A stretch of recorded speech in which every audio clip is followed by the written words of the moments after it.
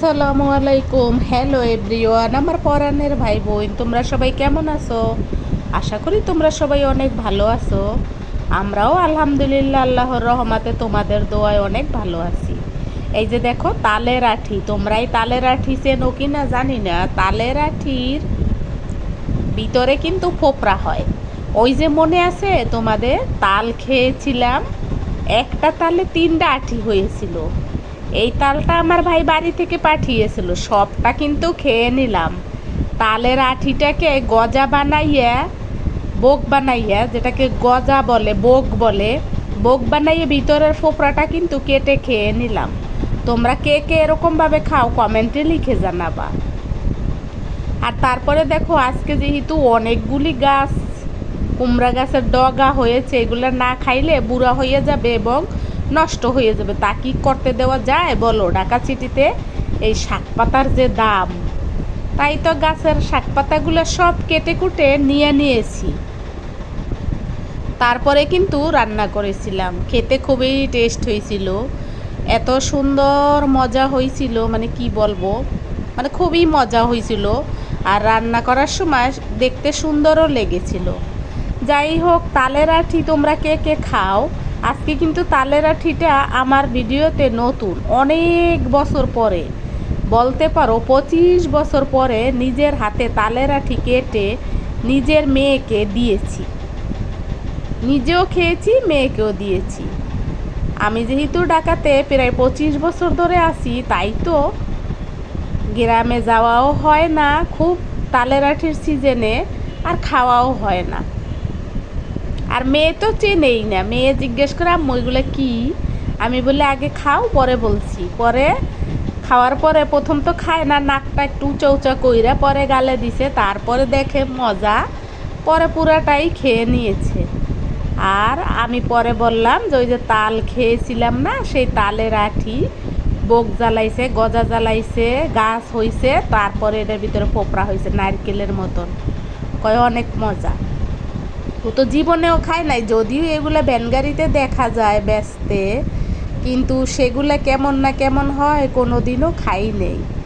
আর দেখো কথা বলতে বলতে কিন্তু আমি আজকে আবার তোমাদেরকে মিষ্টি কুমারের ডগা কাটা দেখাই দিলাম। আজকের ভিডিওটা একটু লং, ধৈর্য সহকারে তোমরা দেখবা আমার পরাণের ভাই বোন, আমার অডিয়েন্স ভাই বোনেরা, দর্শক শ্রোতা বন্ধুরা, তোমাদের মাঝে আমি ফিরে ফিরে আসি। তোমাদের মাঝে যতটুকু সময় আমি থাকি, এতটুকু সময়ই আমার নিজের জন্য। আর বাকি যে সময়গুলা, সেই সময়গুলা কিন্তু আমার নিজের জন্য না। আমি ছোটোবেলা থেকে জন্ম নিয়েছি পরের জন্য, আমি পরের হেল্পের জন্যই আমি জন্ম নিয়েছি। ছোটোবেলা থেকে নিজের খাবার অন্যের প্লেটে বিলিয়ে দিয়েছি।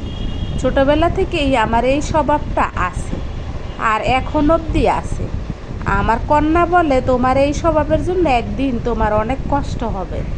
কষ্ট আমার এখনই হচ্ছে, ধীরে ধীরে কষ্টের ভারটা আরও বেশি বেড়ে যাচ্ছে। যত মানুষকে ভালোবাসি তত মানুষ আমাকে বেশি কষ্ট দেয়, যত মানুষকে আপন মনে করি তত মানুষ আমাকে বেশি কষ্ট দেয়। বেশি মাথায় তুলে যখনই রাখি তখনই তারা আমার সাথে দুর্ব্যবহার করে। দেখো তারপরে এগুলো ঘরে নিয়ে এসে এগুলো কিন্তু অফ ক্যামেরায় কেটে কুটে ধুয়ে পরিষ্কার করে চলে গেছিলাম সরাসরি রান্নাঘরে। এগুলো কিন্তু রান্না করেছিলাম ইলিশের মাথা দিয়া। তার কারণ তোমরা তো জানো যে আমার ফ্রিজে এখন কিছু ইলিশ আছে। এর ভিতরে কিন্তু মিষ্টি কুমারের ফুলও ছিল, কিন্তু একটা জালিও ছিল না, জানো এটা মর্দা গাছ।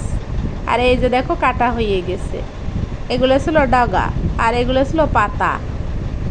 শাক পাতা রান্না করে পেরাই আমরা খাই, তাতে তো বোঝাই যায় যে আমরা অনেক বড় লোক না, আমরা অনেক গরিব। যাই হোক, তালের আঠিগুলোও কিন্তু দেখতে পাইছো, এই যে রান্না করার পরে কিন্তু এই লুক শুরু হয়ে গেল। আর আমি যেটা করি সেটা তো তোমরা জানো, সঙ্গে সঙ্গে আমি খেয়ে নিই। অফ ক্যামেরায় গোসল টোসল করে চলে এসেছি খেতে, রান্নাও শেষ, খাওয়াও শুরু। খাবো কিন্তু অফ ক্যামেরায়, দেখাইলাম লুকগুলো তোমাদেরকে ক্যামেরায়। আজকের ভিডিওটা কে কোথা থেকে দেখছো, কাছে এবং দূরে, দেশে এবং বিদেশে, যে যেখান থেকে দেখছো ছোট্ট একটা কমেন্ট করে যাও, ভালো লাগলে লাইক দিও। আর দেখো এই যে ছোট ইলিশ, ছোট ইলিশেরও কিন্তু দাম আছে, তবে অনেক পরাণের ভাই বোন বলে তাদের হাজবেন্ডের অনেক টাকা, তাদের হাজবেন্ডরা কিন্তু ছোট ইলিশ খেতে চায় না এবং আনতেও চায় না। শুনে ভালো লাগলো, বাংলাদেশের মানুষ সবাই বড় লোক হোক, আর যারা গরিব তারা এরকম ছোট ইলিশ খেয়ে বেঁচে থাকুক। তোমরা সবাই ভালো থাকো। ফিরে আসবো আমি আগামীকালকে আবার কোনো নতুন ভিডিও নিয়ে। সে পর্যন্ত কিন্তু তোমরা অবশ্যই ভালো থাকবা আর আমার চ্যানেলের সাথে থাকবা, চোখ রাখবা আমার ভিডিওতে, চোখটা খোলা রেখে একটা কমেন্ট করে যাবা। তোমরা সবাই আমাকে অনেক ভালোবাসা দিয়েছো, যে ভালোবাসা আমার আশেপাশে যারা আমার আপনজন তারা কিন্তু দেয় নাই। তোমাদেরই ভালোবাসা আসলেই অনেক সম্মানীয়, তোমাদেরই ভালোবাসা আসলেই অনেক শ্রদ্ধেয়, তোমাদেরই ভালোবাসা আসলে অনেক স্নেহময়ী, অনেক মায়া মমতাময়ী। দেখো আমি কিন্তু এই যে ইলিশ রান্না করে নিয়েছিলাম, ভাজা করে নিয়েছিলাম, যেহেতু আমি ইলিশ ভাজা খেতে পছন্দ করি। আর ওই যে 2টা বেগুন ছিঁড়েছিলাম গাছ থেকে, সেই বেগুন 2টাও কিন্তু তোমাদের মাঝে শেয়ার করে দিলাম। এরকম কিন্তু অনেক বেগুনই আমরা গাছ থেকে খেয়েছি, আর অনেক দিন কিন্তু আমরা গাছের শাক খেয়েছি। জানি না তোমাদের এই শাক রান্না করা বা আমার গাছ থেকে শাক তুলে খাওয়া তোমাদের কেমন লাগে। তারপরে যারা ভালোবেসে কমেন্ট করো তারা তো আসলে আমাকে আসলেই ভালোবেসে কমেন্ট করো। আর এখন কিন্তু আমাদের দেশে বা আমাদের প্রতিবেশী দেশে সবাইরই কিন্তু ঘরে ঘরে একটা বড় উৎসব, যারা হিন্দু সম্প্রদায়, অবশ্যই তাদেরকে ছোট করে দেখার কিছু নাই, তারাও মানুষ। তারপরে দেখো একে একে কিন্তু আমাদের এই মাছ ভাজা হয়ে গিয়েছিল। আমার ভিডিওতে সবাই কমেন্ট করবা, সব ধর্মের মানুষ আসবা, এটাই আমি চাই।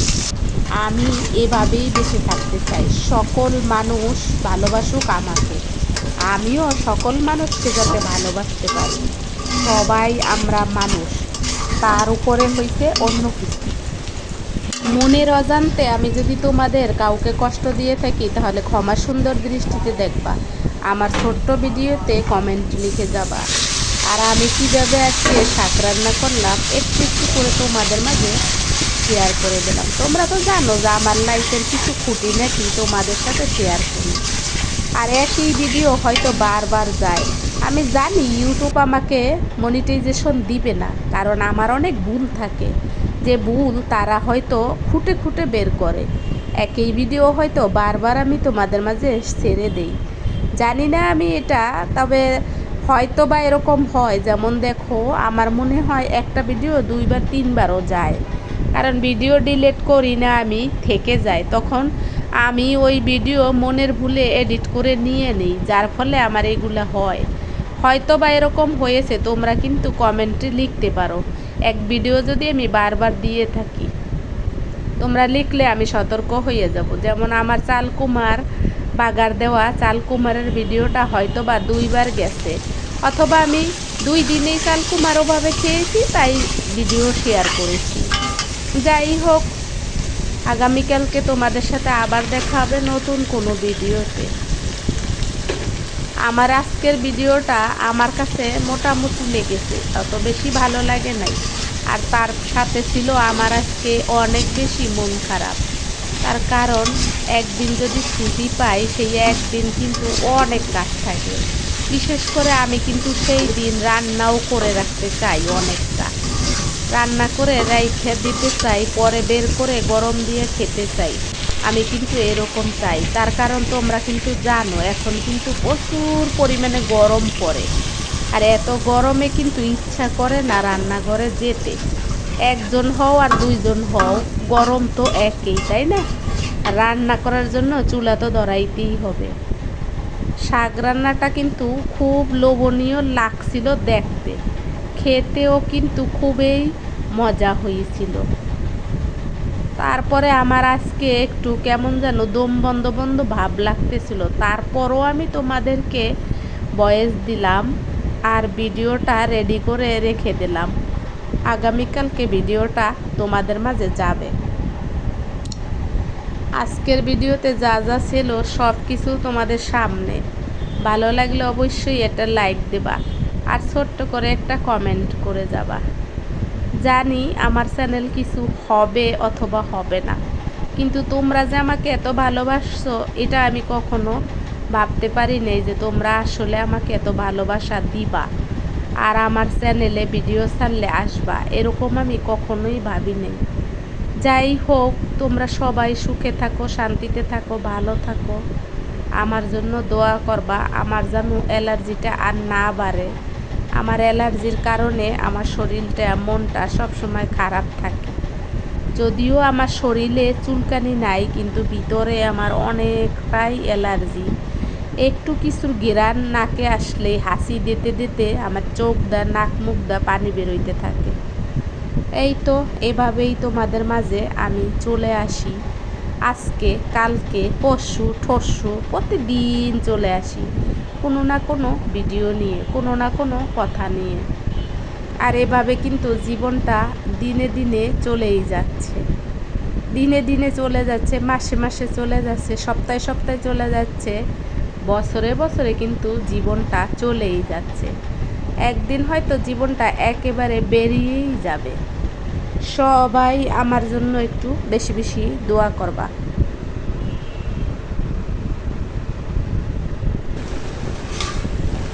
আমি যখন ভয়েস দিতেছিলাম আমার কিন্তু খুব কষ্ট হইতেছিল, ইচ্ছাই করছিল না যে ভয়েসটা আমি দেব, কিন্তু তবু কি করব, ওই যে তোমাদের জন্য আমার যে ভিডিও তৈরি করতে হবে, আমার যে তোমাদের মাঝে ফিরে আসার লোকটা সব সময় কাজ করে, অসুস্থ থাকলেও কাজ করে, আর অসুস্থ না থাকলে তো আরও বেশি কাজ করে।